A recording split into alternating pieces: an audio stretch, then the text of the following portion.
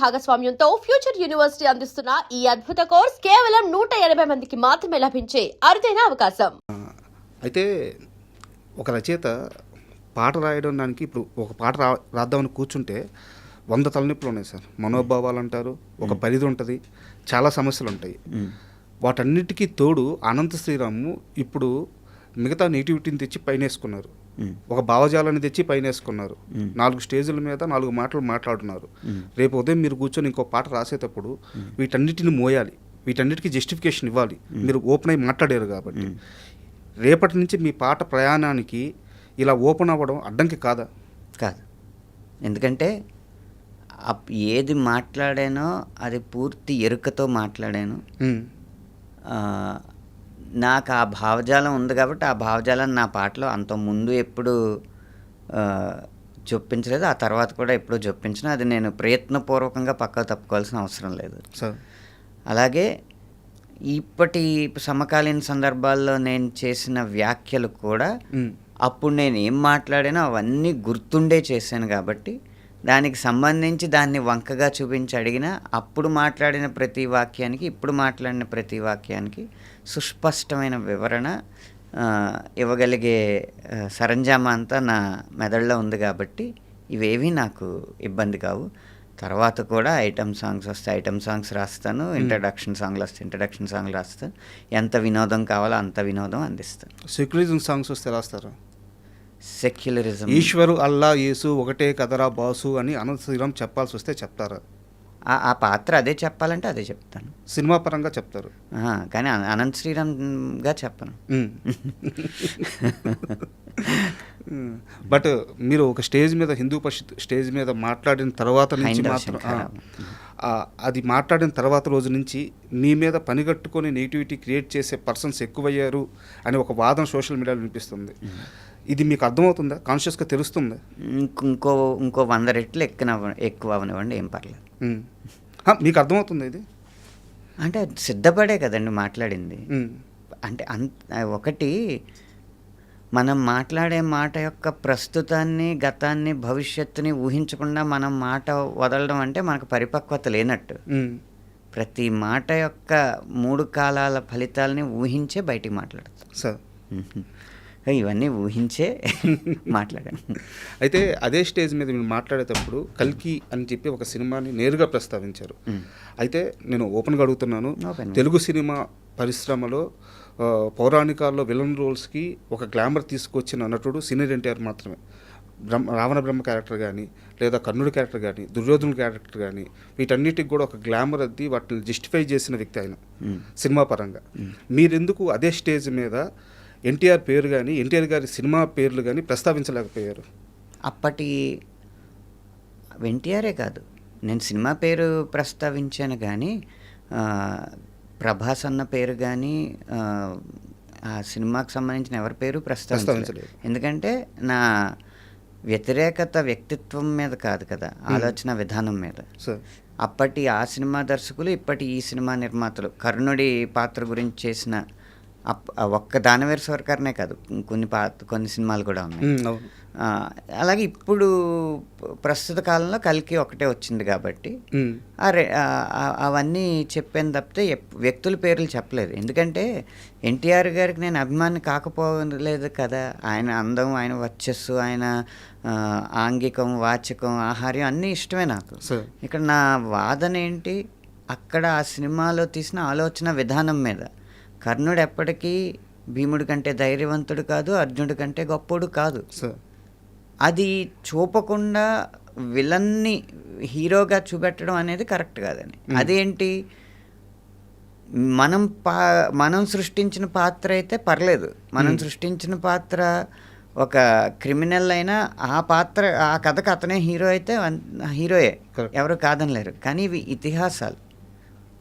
ఇతిహాసాలని ఒకరు మన ప్రాచీన చరిత్రని ఇతిహాస రూపంలో రాసినప్పుడు వీలైతే అదే తీయాలి. కానీ ఈ సినిమాకు బాగుంటుందని చెప్పి ఒక పాత్ర యొక్క తీరుతెన్నుల్ని మార్చేయకూడదు సార్. అంటే ఈ ప్రశ్న ఎందుకు అడిగానంటే, కొంతమంది ఇలా ఇంటర్వ్యూ జరుగుతున్నప్పుడు మిమ్మల్ని ప్రశ్నలు అడగమని చెప్పి సోషల్ మీడియాలో క్వశ్చన్ చేశాను అన్నమాట. అడగమనండి, అవన్నీ నేరుగా వచ్చి అడగమనండి. వాళ్ళు అడిగింది ఏంటంటే కల్కి సినిమా ప్రస్తావన తీసుకొచ్చిన అనంత శ్రీరాము దానవీర సూరకర్ణ ప్రస్తావన ఎందుకు ఎత్తలేదు అదే స్టేజ్ మీద అని చెప్పి అడిగారు అనమాట. అప్పటి ఆ సినిమా అన్నాను కదా.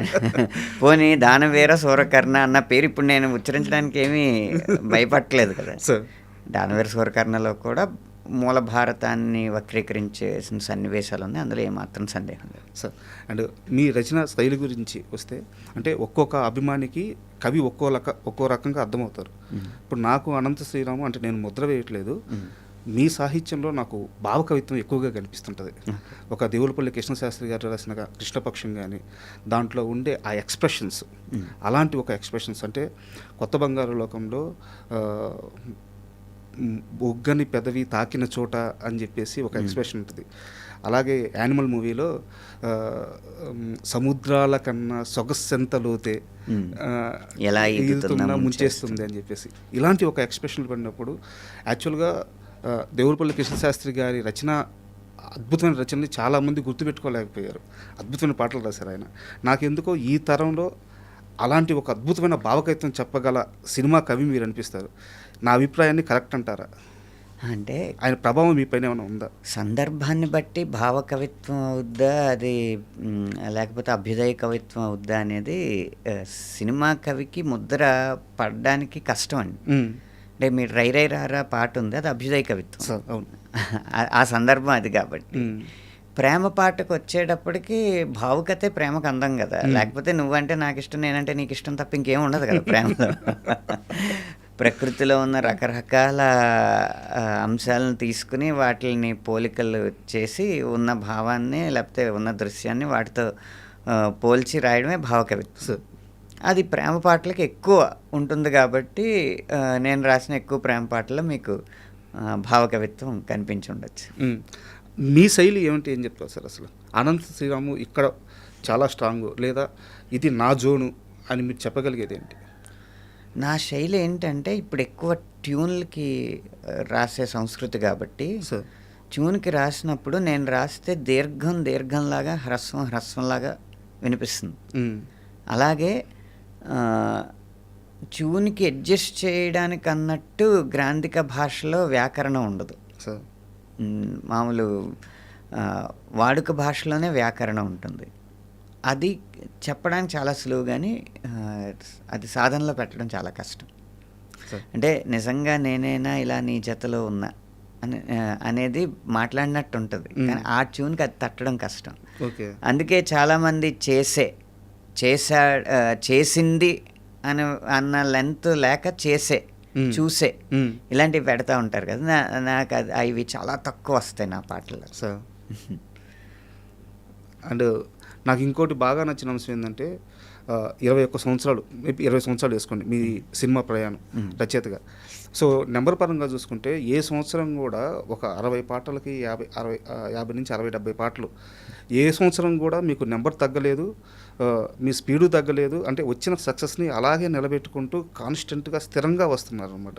ఇది ఎలా సాధ్యం అవుతుంది? నేను కెరీర్ బిగినింగ్లో ఏది విజయం అనేది ఒక ప్రశ్న వేసుకున్నాను నాకు నేను.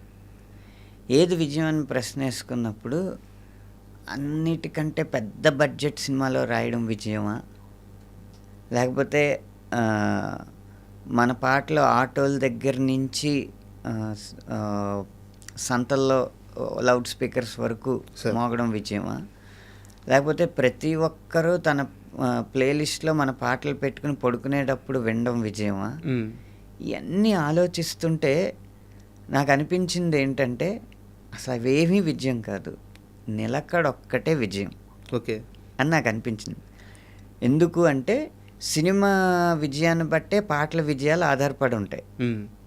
మన హిట్ సినిమాలో ఇప్పుడు మీరు రాగానే పెద్ద సినిమా గురించి పెద్ద పాటల గురించి ఊసెత్తినందుకు పెద్ద హిట్ అయిందనే. అది మన చేతిలో లేదు. సినిమా విజయం అనేది దర్శకుడి చేతిలో ఉంది.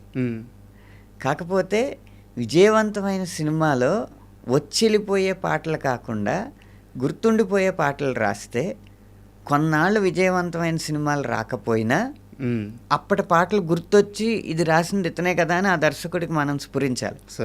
అప్పుడు మళ్ళీ పాటలు వస్తాయి. అలా అప్పుడప్పుడు విజయాలు వచ్చినప్పటికీ కూడా ఆ విజయం ఒక ముద్ర వేసే విజయంగా ఉంటే ఖచ్చితంగా మన విజయం కొనసాగుతూ ఉంటుంది అని పెట్టుకుని ప్రతి పాటకి ఒక నాణ్యత ఉండేలాగా ప్రయత్నించినది. ఐటమ్ సాంగ్ నుంచి ప్రేమ గీతం వరకు ఏదైనా ఓకే. నా తాలూకు నాణ్యత ఉండడానికి ప్రయత్నించాను. అది నిలకడ ఇచ్చింది నాకు, అది కాపాడింది.